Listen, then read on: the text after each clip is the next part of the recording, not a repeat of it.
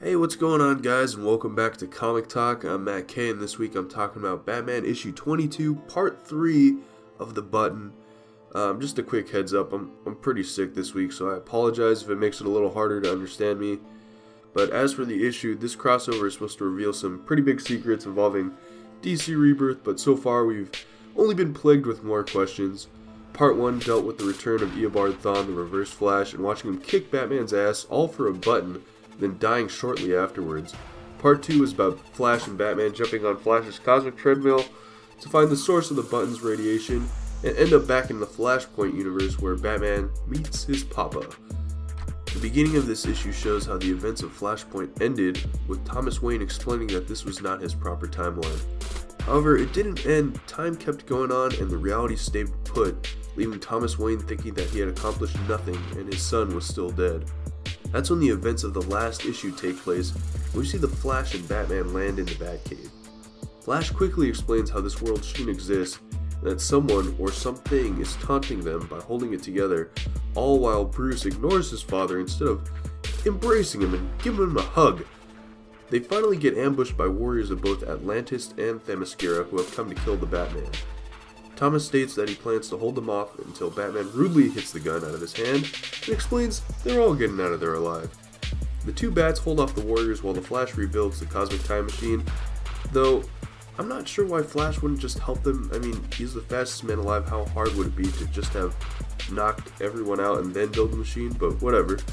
The world starts to fall apart right after that, and Bruce decides this guy is his father and tells him that he has a son, and he's a granddad. Well, technically 4 sons, but I guess he's only counting the biological one. Sorry, fellas.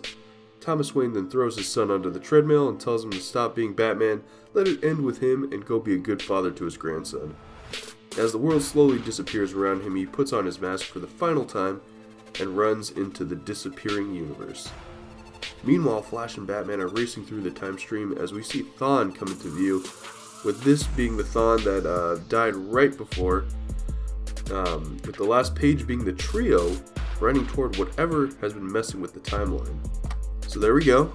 I personally thought this issue was mediocre at best. This did not go how I thought the meeting between Bat father and son would end up, with the two only good scenes being Thomas to tell his son to give up being Batman and the two fighting together, but as I stated before, that scene didn't even really make sense.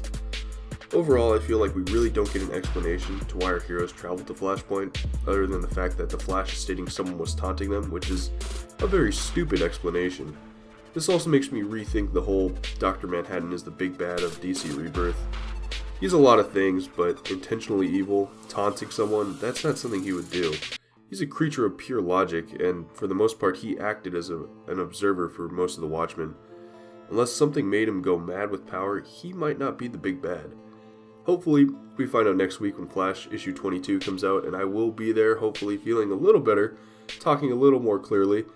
As always, like, comment, subscribe. Thanks for watching, and I will see you guys next time.